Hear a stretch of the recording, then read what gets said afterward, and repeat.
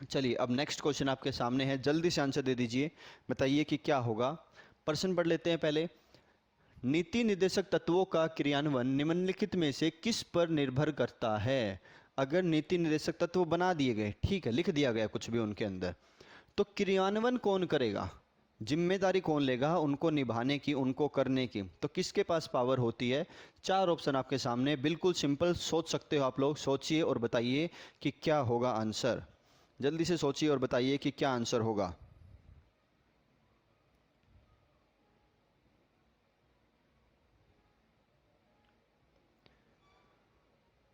तो देखिए यहां पर इसका आंसर क्या रहने वाला है, सरकार के पास उपलब्ध संसाधनों पर, क्योंकि राज्य के नीति निदेशक तत्वों कौन काम में लाएगा, सरकार लाएगी। यहाँ पर पहला ही शब्द क्या है, राज्य है।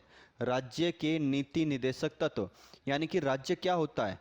फंडामेंटल राइट के चैप्टर में अनुच्छेद नंबर 12 की डेफिनेशन दी थी मैंने, और अनुच्छेद नंबर जो 12 की डेफिनेशन है वही सेम डेफिनेशन किसकी है, अनुच्छेद नंबर 36 की भी है, कि भाई राज्य क्या मतलब है, वो हर एक सरकारी चीज़ जो सरकार का भाग है, चाहे वो 5% हो, 1% हो, चाहे पूरा 100 हो, हर उस जगह पे क्या होगा, राज्य नाम जुड़ेगा और वहाँ से लोगों को मौलिक अधिकार, डीपीएसपी, इन सब का फायदा पहुँचेगा। तो इसीलिए इस ऑप्शन का आंसर क्या होगा, ऑप्शन नंबर डी यहाँ पर इसका करेक्ट आंसर होगा। चलिए नेक्स्ट क्वेश्चन आपके सामने है, अभी अभी इसकी एक्सप्लेनेशन दी है, अभी अभी यह करवाया है। जल्दी से सोचिए और बताइए कि क्या आंसर हो सकता है। 20 सेकंड का टाइम आपके पास है, जल्दी सोचिए और बताइए कि क्या आंसर इसका यहाँ पर हो सकता है।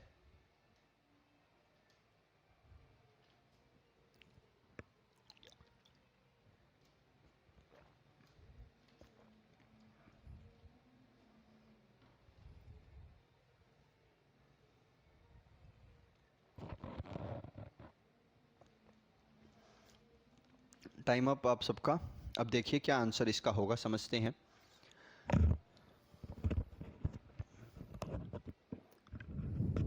देखिए, मूल अधिकार और राज्य के नीति निर्देशक तत्वों में क्या अंतर है, तो यहाँ पे अंतर है ऑप्शन नंबर सी। मूल अधिकार क्या है, वाद योग्य है, मतलब जस्टिसेबल है, और जबकि राज्य के नीति निर्देशक तत्व वाद योग्य नहीं है। तो यहाँ पर इसका बेस्ट आंसर क्या रहेगा, ऑप्शन नंबर सी बेस्ट और करेक्ट आंसर यहाँ पर इसका रहेगा। तो जिसने भी ऑप्शन नंबर सी सोचा है, बताया है, वह उन सब का करेक्ट है। चलिए आगे है, मौलिक अधिकार है राज्य के नीति निदेशक तत्वों के विषय में से कौन सा कथन सही है। चार बातें बोल दी, किस चीज़ के बारे में बोल दी, कि फंडामेंटल राइट्स और डीपीएसपी के बारे में।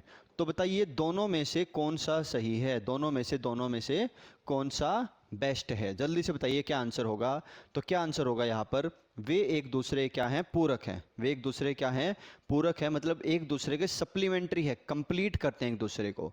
तो यहाँ पर ऑप्शन नंबर ए यहाँ पर क्या रहेगा, करेक्ट आंसर रहेगा। क्या है वो, एक दूसरे के पूरक, सप्लीमेंट्री है। कुछ चीज़ें अगर फंडामेंटल राइट में कंप्लीट नहीं हो रही तो वो डीपीएसपी में है, जो चीज़ डीपीएसपी में नहीं है वो कहाँ मिल जाएगी, फिर फंडामेंटल राइट में मिल जाएगी। चलिए नेक्स्ट क्वेश्चन आपके सामने, एक कल्याणकारी राज्य के निर्देश आदर्श वर्णित है। कल्याणकारी राज्य आप किसे बोलते हो, चार ऑप्शन आपके सामने है। तो कल्याणकारी राज्य की जो धारणा है या मान्यता वो कहाँ से मिलती है पावर, तो राज्य के नीति निर्देशक तत्वों से। कहाँ से, राज्य के नीति निर्देशक तत्वों से। नेक्स्ट क्वेश्चन आप सबके सामने बड़ा ही आसान सा क्वेश्चन है और मैंने अभी इसको डिस्कस किया था, तो जल्दी से बताइए कि यहाँ पर इसका क्या आंसर रहेगा। जल्दी बताइए कि क्या आंसर यहाँ पर इसका रहने वाला है।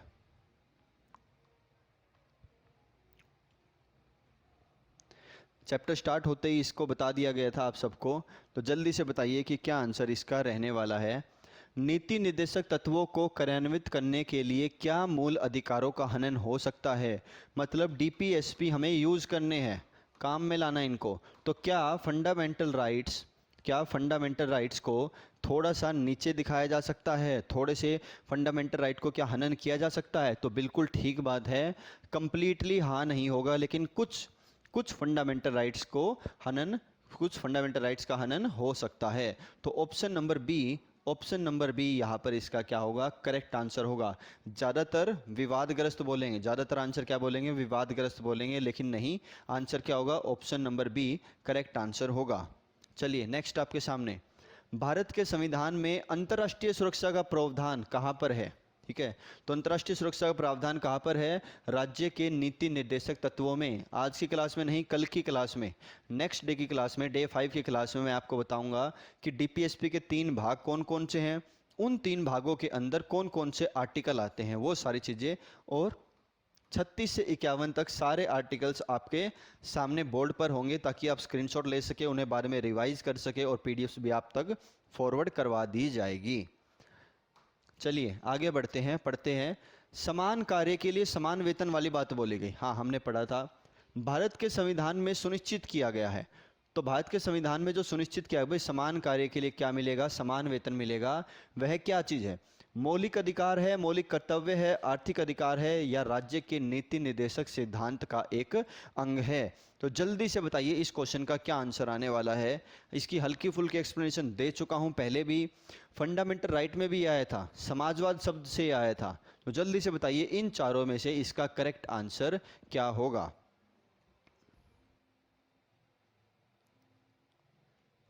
जल्दी से बताइए कि इसका करेक्ट आंसर क्या होगा?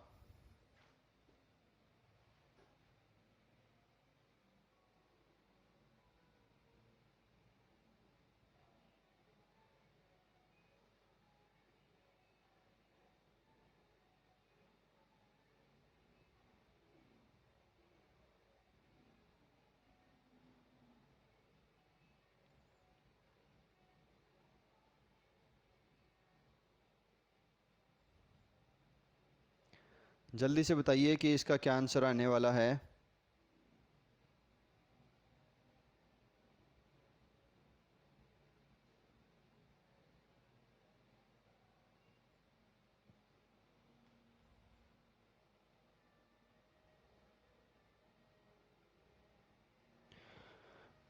तो पता चल गया होगा आप सबको कि क्या आंसर रहने वाला है। तो देखिए, हमने फंडामेंटल राइट के चैप्टर में उस टाइम पे हमने क्या पढ़ा था कि प्रस्तावना के अंदर एक वर्ड है क्या? समाजवाद।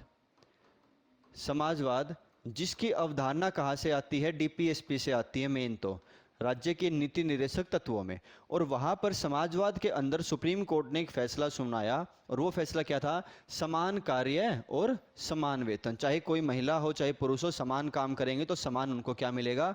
वेतन मिलेगा। ठीक बात है। चलो, ये समान कार्य समान वेतन। तो इस समान कार्य समान वेतन के लिए कौन कौन से मौलिक अधिकारों को देखा गया था, और उनके हिसाब से ये आंसर दिया गया कि समान कार्य समान वेतन, जजमेंट दी गई। तो अनुच्छेद नंबर 14, 15, 16, अनुच्छेद नंबर 14, 15, 16 हमने वहां पर पढ़े थे। इनके तहत तो ये फैसला सुनाया था, समान कार्य समान वेतन। किसके अंतर्गत आया था ये वर्ड? समाजवाद। और समाजवाद की अवधारणा कहां पर लिखी गई है, मान्यता कहां पर है? डीपीएसपी। तो ऑप्शन नंबर डी यहां पर क्या होगा? ये करेक्ट आंसर होगा। सबसे करेक्ट आंसर यहां पर क्या होगा? ऑप्शन नंबर डी होगा। ये क्या है? राज्य का नीति निर्देशक सिद्धांत है। व्यक्ति को तो क्या मिलेगा कि वो काम कर रहा है, उसको पैसे मिलेंगे। इंसान को क्या है? काम कर रहा है, पैसे मिलेंगे। अब उसको वो पैसे बराबर मिले, ये जिम्मेवारी किसकी है? राज्य की है। किसकी जिम्मेवारी है? ये राज्य की है। और ये लागू भी कहाँ पर होता है? राज्य पर ही लागू होता है। मतलब एक बैंक में एक महिला काम करे, एक पुरुष काम करे, तो दोनों को समान सैलरी हो। प्राइवेट जॉब पे ये चीज़ एप्लीकेबल नहीं होती है। ये खास बात आप याद रख लीजिएगा। नेक्स्ट, भारतीय संविधान में निम्नोक्त मतलब 4 चीजें भागों में से किस एक भाग में न्यायपालिका तथा कार्यपालिका के पार्थक्य का प्रावधान है? मतलब जो न्यायपालिका उसको अलग रखा जाए, उसको मिक्स ना किया जाए लोकतंत्र के बाकी 2 भागों से। विधायिका और कार्यपालिका, उनसे अलग रखने की जो बात है न्यायपालिका की, वो कहाँ लिखी गई है? Same answer, option number C, राज्य के नीति निर्देशक तत्वों में। कहाँ पर? राज्य के नीति निर्देशक तत्वों में। तो ऑप्शन नंबर सी हमारा क्या आएगा? यहाँ पर करेक्ट आंसर आएगा। चलिए नेक्स्ट आपके सामने, अब देखिए ये दोबारा से स्टार्ट हो गए 1 से गिनती। तो 30 हम आज करेंगे और 30 हम कल की क्लास में इन्हें कंप्लीट करेंगे। और कल से आपकी डबल क्लासेज लगा करेगी जीके की, एक पॉलिटी की जब तक ख़त्म नहीं होती, और उसके बाद उसके साथ साथ कल से ज्योग्राफी भी स्टार्ट हो जाएगी। इंडियन ज्योग्राफी से हम शुरुआत करेंगे, तो कल से ज्योग्राफी की भी शुरुआत हो जाएगी। देखिए, भारतीय संविधान में राज्य के नीति निर्देशक सिद्धांतों को किस मुख्य कारण से सम्मिलित किया गया है? कि भाई क्या वो रीजन था कि हमने डीपीएसपी को कहाँ पर ऐड कर लिया? हमने इसको ऐड कर लिया भारतीय संविधान में। क्या मेन रीजन था? क्या मेन अवधारणा थी, महत्व था? तो क्या आंसर आएगा? Option number A. Option number A यहाँ पर इसका क्या होगा? करेक्ट आंसर होगा। कल्याणकारी राज्य, जिसे इंग्लिश में बोला जाता है वेलफेयर सोसाइटी। इंग्लिश में क्या बोला जाता है? Welfare society. इसके लिए क्या किया गया? इन्हें डीपीएसपी को संविधान में ऐड किया गया। नेक्स्ट आपके सामने, मूलभूत संविधान में कौन से भाग में राज्य लोक कल्याण की संकल्पता सम्मिलित की गई है? लोक कल्याण की बात कहाँ पर लिखी गई है? चार आपके सामने, और मूल संविधान से पूछ रहा है शुरू से ही, तो शुरू से ही कहाँ पर लिखी गई है? राज्य के नीति निर्देशक तत्वों में। तो option number D, option number D यहाँ पर इसका क्या होगा? करेक्ट आंसर होगा। नेक्स्ट है आपके सामने, संविधान का कौन सा अंश या भाग भारत के नागरिकों को आर्थिक न्याय प्रदान करता है? भारत के नागरिकों को क्या करता है? आर्थिक न्याय प्रदान करता है। यह बात कहाँ पर लिखी गई है? जल्दी से आंसर दीजिए और बताइए कि आर्थिक न्याय की बात कहाँ पर लिखी गई है। तो आर्थिक न्याय की बात कहाँ पर लिखी गई? ध्यान से सोचिए और बताइए कि क्या ऑप्शन नंबर डी इसका आंसर होगा या नहीं होगा। क्या ऑप्शन नंबर डी, क्या ऑप्शन नंबर डी इसका आंसर होगा या नहीं होगा?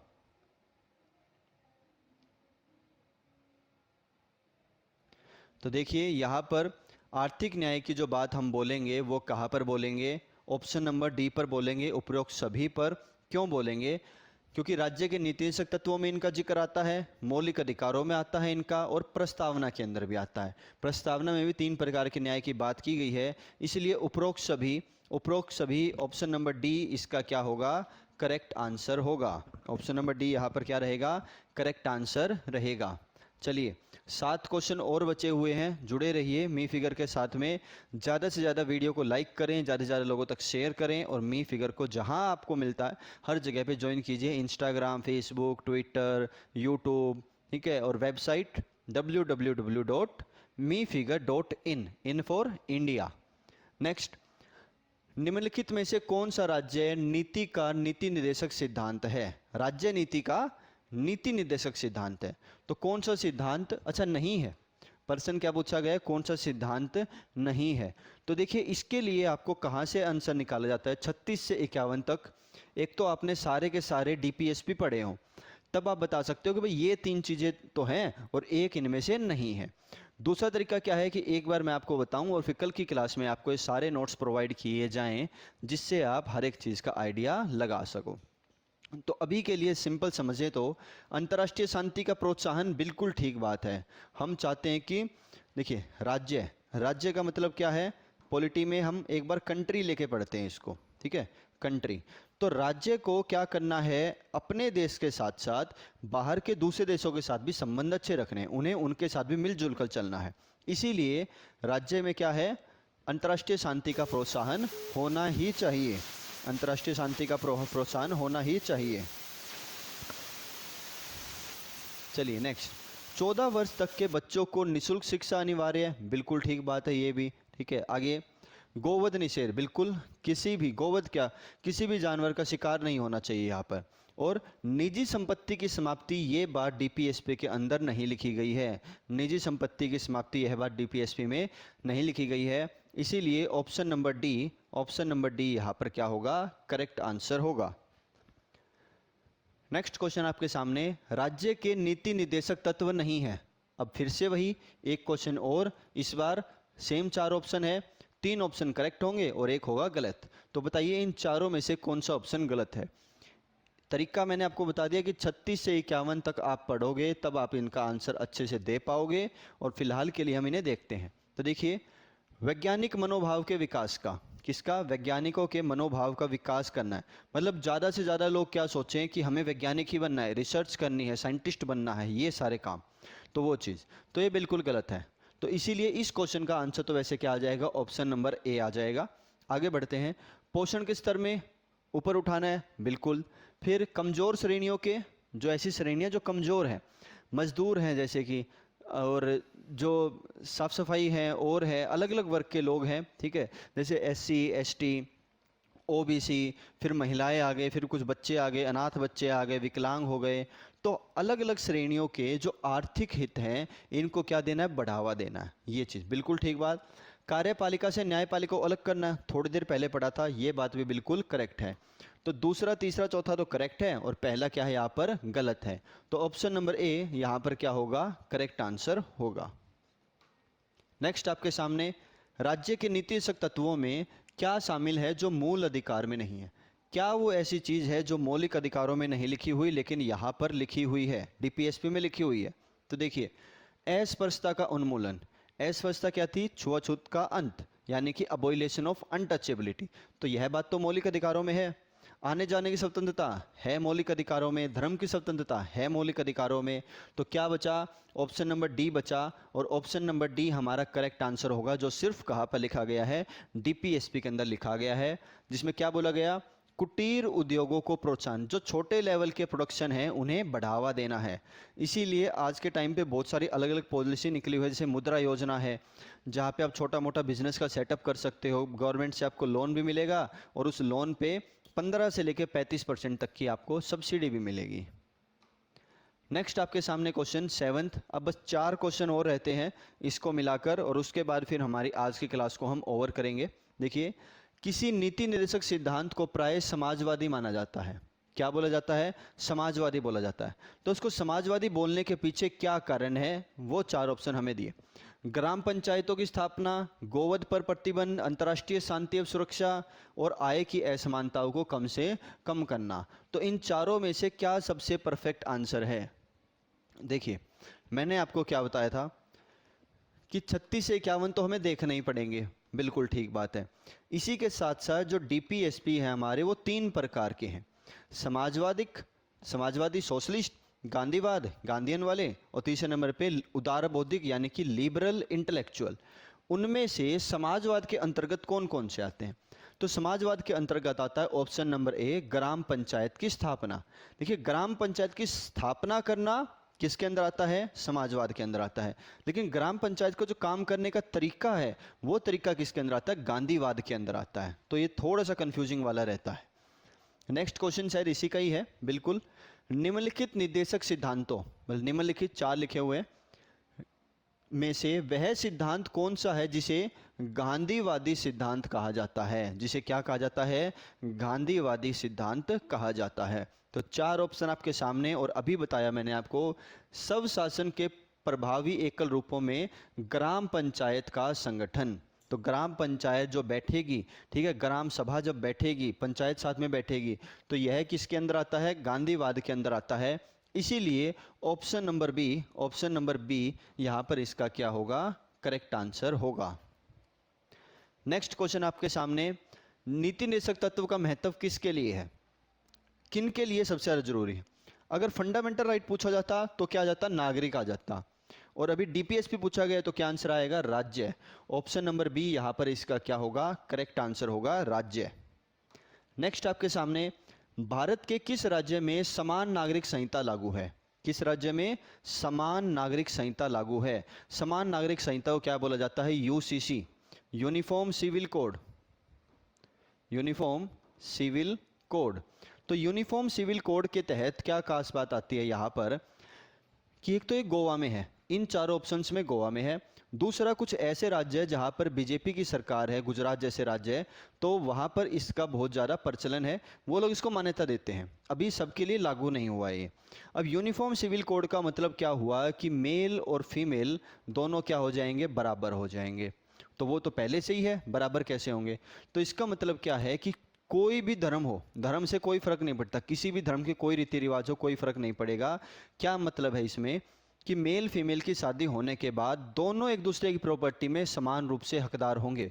दोनों एक दूसरे की प्रॉपर्टी में क्या होंगे, समान रूप से हकदार होंगे। अगर वाइफ अपने हस्बैंड की हाफ प्रॉपर्टी के अंदर क्लेम कर सकती है, तो हस्बैंड भी अपने वाइफ के परिवार की तरफ से आने वाली प्रॉपर्टी के अंदर क्लेम कर सकता है। तो ये यूसीसी बिल इस चीज़ के लिए, जो अभी इन 4 में से कहाँ पर लागू है, गोवा में। ठीक है, तो चलिए आज की क्लास को हम यहीं पे ओवर करते हैं। सेम 35-36 मिनट की ये क्लास रही है आज भी। मी फिगर को आप ज़्यादा से ज़्यादा ज्वाइन कर लीजिए। ये आपके सामने कुछ लिंक्स हैं, ये इंस्टाग्राम, ये इंटरनेट पे आईडी, ये टेलीग्राम ग्रुप और यूट्यूब। तो जितना ज़्यादा हो सकता है मी फिगर को ज्वाइन करें, इसके साथ बने रहें, ठीक है, और अपने काम को कंप्लीट करें। तो आज से टेस्ट सीरीज भी मिल जाएगी आपको, सारी चीज़ें कंप्लीट हो जाएंगी। तो मैं दीपांशु राठी आप सबका थैंक यू करता हूँ मी फिगर में के साथ जुड़ने के लिए। कल की क्लास में फिर मिलते हैं। Thank you very much. Have a nice day. जय हिंद, जय भारत।